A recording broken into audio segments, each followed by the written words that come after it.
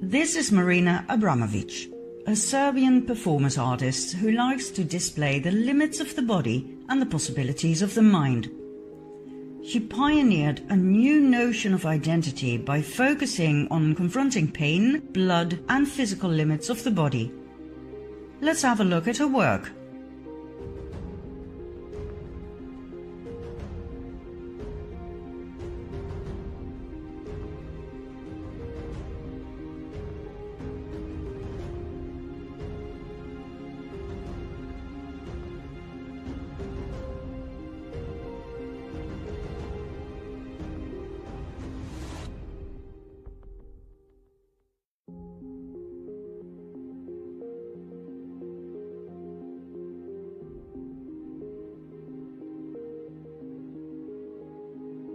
In 1996, Abramovic introduced Spirit Cooking, a cookbook with essential aphrodisiac recipes, some of which call for the mixture of fresh breast milk and sperm milk. When WikiLeaks posted this, it definitely had my attention. Spirit Cooking later took on the form of dinner party entertainment for her donors and friends. The link to cannibalism is obvious.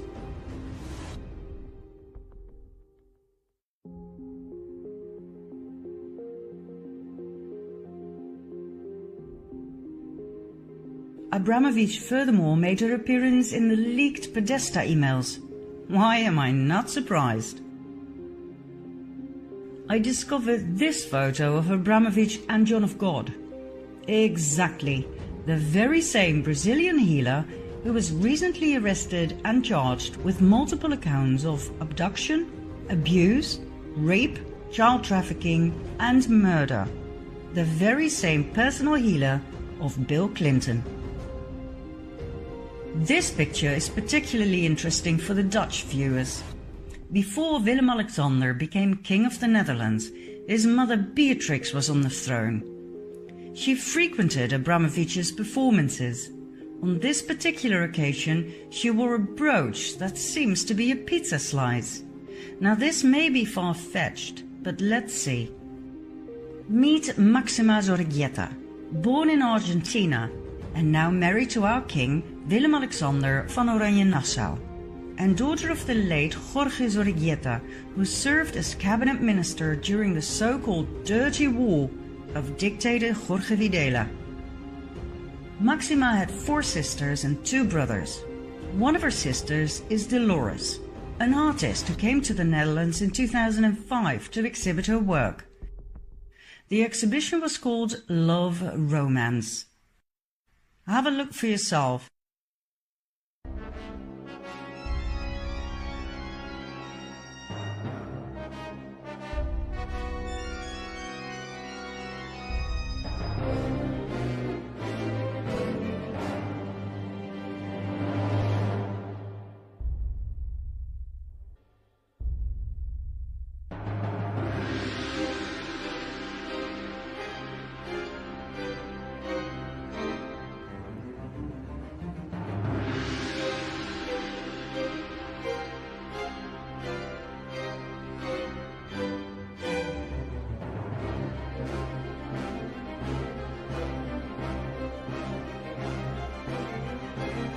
Is it just me, or is this insane?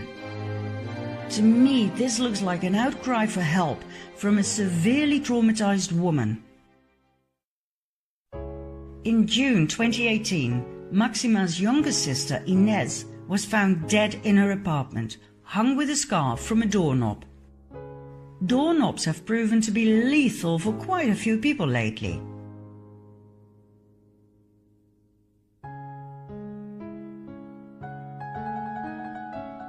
In other words, not suicide, but murder. Was Inez Zorreguieta about to spill the beans on the cabal? Is that why she was silenced? Could this be true? Let's have a look at some other doorknob victims. Number 1. Lorraine Scott, fashion designer and former girlfriend of Nathan Rothschild, one of the world's most wealthy families. According to a longtime lover, Mick Jagger, Lorraine was not suicidal.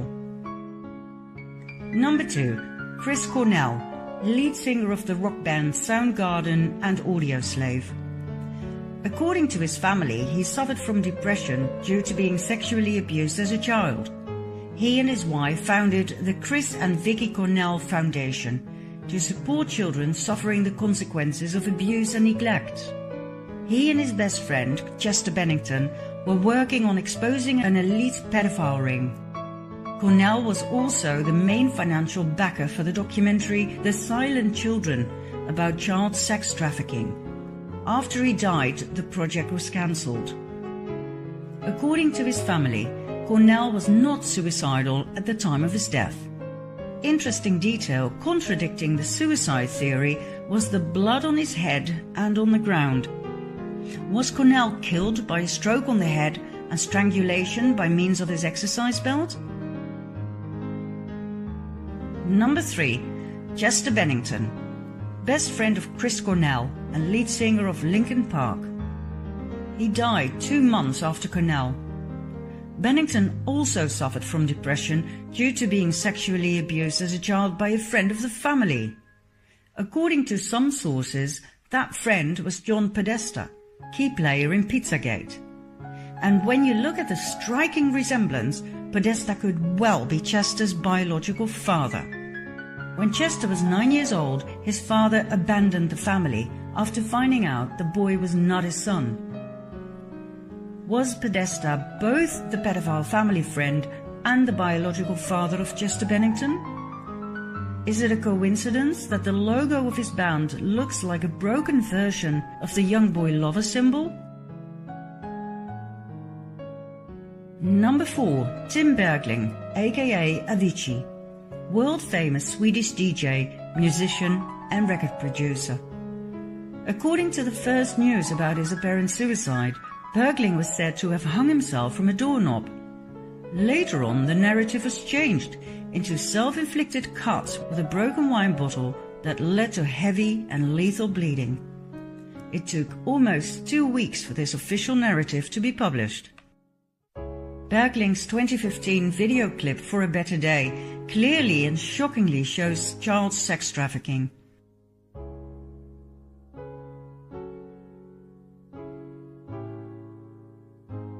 At the end of the video clip, Bergling turns out to play the part of the abused boy, now grown up and ready to take revenge on his abusers. Did he actually experience these horrors in his childhood? Was he murdered for bringing this out into the open? Bergling's family believes he did commit suicide, yet his girlfriend expressed her disbelief. Number 5. Annabelle Nielsen, ex-wife of Nathan Rothschild, who also lost Lorenz Scott through hanging, remember?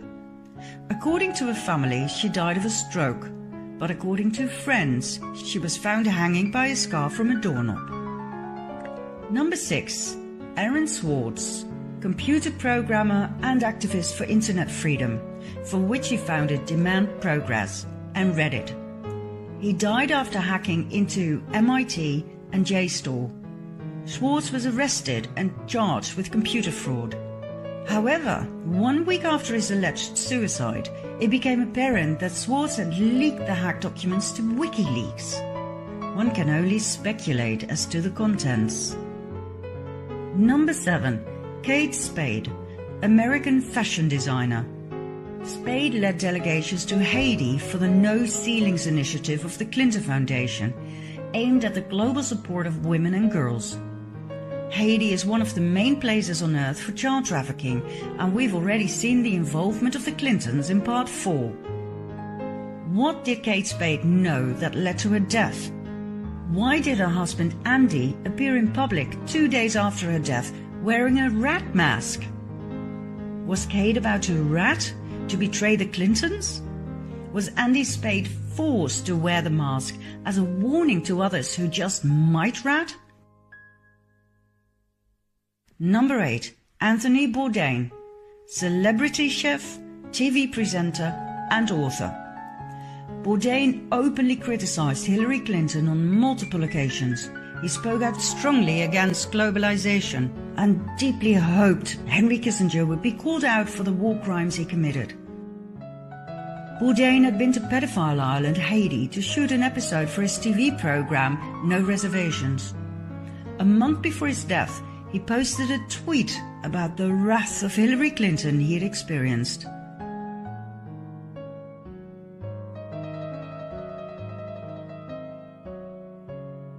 Followed by this one, even more outcalling.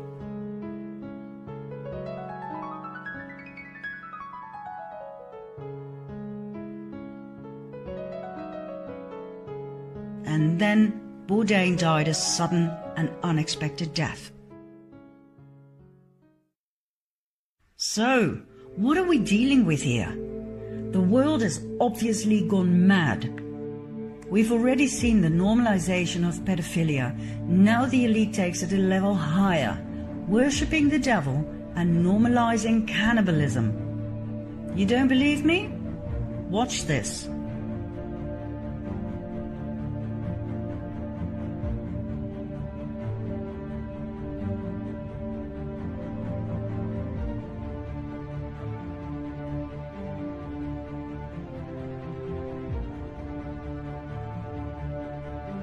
Is this really the sign of the devil? Oh yes. Meet Anton LaVey, founder of the Church of Satan, giving the exact same sign. The same Church of Satan Chelsea Clinton is so fond of. The upside-down pentagram containing the horned one, plus the upside-down cross, it's all there.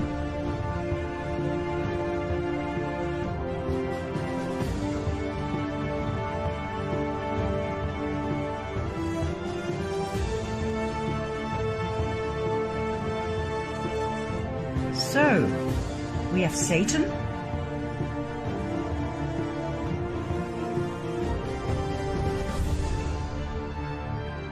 we have blood,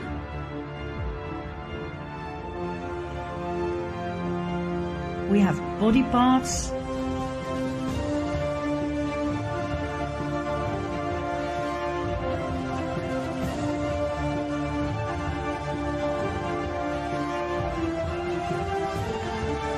we have cannibalism.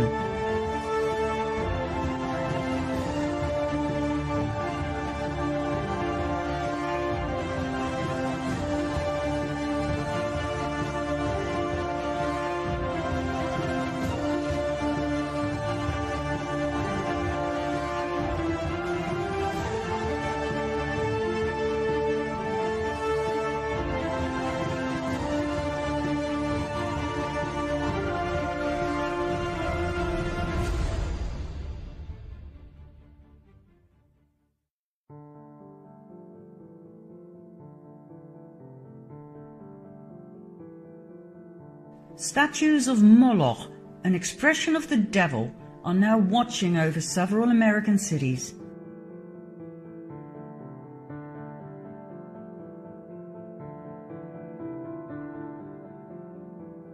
And only recently a new one was placed in Rome.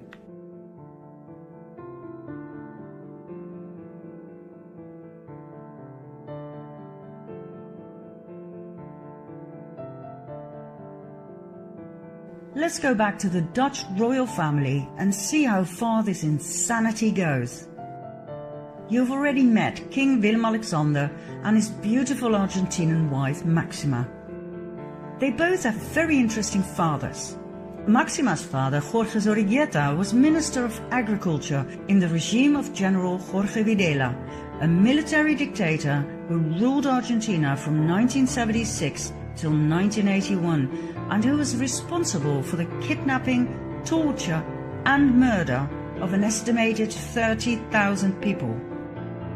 As part of the Videla government, Zorrigueta must have known about the atrocities, but he claimed not to have been aware of the so-called Dirty War. In 2006, Zorrigueta was discredited once again during a lawsuit against the top of the Banca Repubblica for money laundering the profits of drugs and weapons trade. Zorrigueta was on the board of directors between 86 and 96, the time of major deals between the bank and drug cartels. But once again, he came out clean due to bribery and corruption.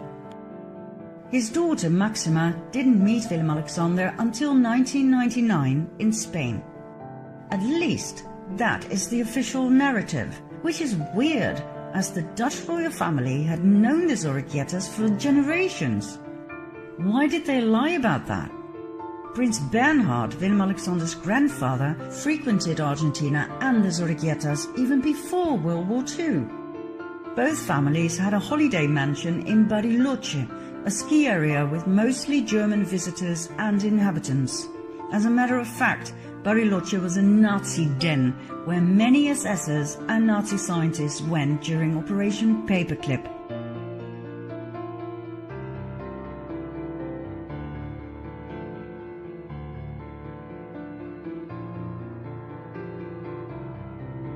I was taught in school that the Nazi leaders were all convicted in the Nuremberg trials, that justice was served. But did you know that only 10 Nazis were hanged and only 7 went to jail? That's it. The big Nuremberg trials, only 17 of them?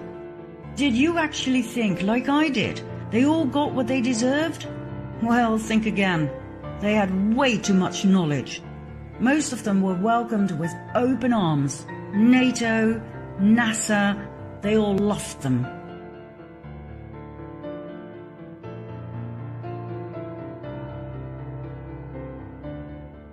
Many SSers, scientists and engineers did not go to the US but to South America instead, especially after their retirement. Argentina was very popular among them, especially the inhabitable Patagonia, where they were safe from post-war Nazi hunters. Bariloche was such a place. Big Nazi names such as Erich Priebke, responsible for and actively participating in the killing of 335 Italian men and boys in 1944. Reinhard Kops, SS officer who helped many Nazis escape to Argentina after the war. Josef Mengele, the Angel of Death from Death Camp Auschwitz, where he performed horrific experiments on children. And Adolf Eichmann, one of the major organizers of the Holocaust, all lived in Bariloche, later the favorite ski location of the Dutch royal family and the Zorriguetas. Both King Willem Alexander's father and his grandfather were German. Both were part of the Nazi movement. Klaus von Amsberg, Willem Alexander's father, was a member of the Hitler Youth. His parents were active participants in Hitler's NSDAP. When journalist Wim Klinkenberg wrote an article about Prince Klaus's Nazi past in Panorama magazine of December 1965, Dutch Prime Minister Kals personally interfered. He was stipt about the contents of the article, in which clear evidence was presented that completely contradicted the official story about our prince's past. Kals ordered all 420,000 magazines that had only just been printed to be destroyed. Incriminating evidence, documents, letters, etc. against the Dutch royal family were stolen from journalist Klinkenberg's home. The people of the Netherlands were not to find out about the dark side of the royal family. King Willem Alexander's grandfather, Bernhard von Lippe-Biesterfeld, was member of Hitler's NSDAP, the SA and the SS, where he served Himmler's elite cavalry, the Equestrian SS. During the Nuremberg trials, the Equestrian SS was the only division that was not prosecuted, so that Bernhard von Lippe-Biesterfeld, by that time married to the Dutch Queen Juliana van Oranje-Nassau, would remain safe from prosecution and from scrutiny. Do you realize how much power the Dutch royal family must have had to accomplish this? I wonder how many Dutch people know about this. I was taught in school that Bernhard was a war hero, that he served the British Secret Service, that he even wanted all 200 Dutch SSers executed at the end of the war. So many lies. At his wedding with Queen Juliana, the orchestra was asked to play the Nazi song of the NSDAP. The director of the orchestra, Peter van Anrooy, refused, as did some of the musicians. But Bernhard made it happen. The song was played, Many guests offered the Nazi salute, and the musicians who had been willing to play the song were later rewarded with a medal. During the war, Royal Shell gave millions of tons of crude oil to Hitler for free, a deal set up by Prince Bernhard. The crude oil was used for the Nazi tanks to invade and conquer the Netherlands. The people of the Netherlands were handed over to the Nazis by their royal family. Most Dutch people are completely unaware of this, even though these facts are quite easy to find when you start searching for the truth. We've just never been told. Bernhard was corrupt to the core. He accepted a major bribe, $1.1 million, from Lockheed in 1976. He was scrutinized for being president of the Worldwide Fund for Nature and the Prince Bernhard Nature Fund, while being a passionate hunter and killer. More about Bernhard's hunting parties in a bit. Bernhard was a notorious womanizer. The maids of the royal palaces were terrified of him and knew very well they had to keep their doors locked at night. He had several illegitimate children, two of whom he officially acknowledged, Alexia and Alicia. Juicy little detail is that Alicia's mother was the daughter of Nazi test pilot Hannah Reich and Werner von Braun. That's right, the Nazi rocket scientist who was welcomed by the US in 1945 during Operation Paperclip to continue his work for NASA. Werner von Braun and Bernhard both had served in Himmler's cavalry, the Equestrian SS. They went way back. In 1952, Bernhard visited his old buddy Werner and took advantage of his daughter and left her pregnant. After that, he was no longer on speaking terms with the mother of his illegitimate child, as he put it himself. Bernhard was a much more powerful SSer than most people realize. Before, during and after World War II, he cherished and maintained his contact and friendships with other SS officers, both in Argentina, where he went on so-called trade missions for the Netherlands, and in Germany, which has always been denied by the royal family and the Dutch Central Intelligence Agency. Bernhard also founded the Bilderberg Group, where political and industrial leaders gather once a year to discuss, well, nobody really knows, as it's highly secretive. You can only become part of this exclusive group upon invitation. When Prime Minister Luns tried to enter the conference in 1977, he was literally thrown out. There's one thing all researchers agree on: the Bilderberg Group is definitely cabal. There's one more thing Bernhard was known for, and this is where it gets really dirty. It's the main reason why I put so much emphasis on our royal family. And this is something everybody needs to know. Come quickly to part 8.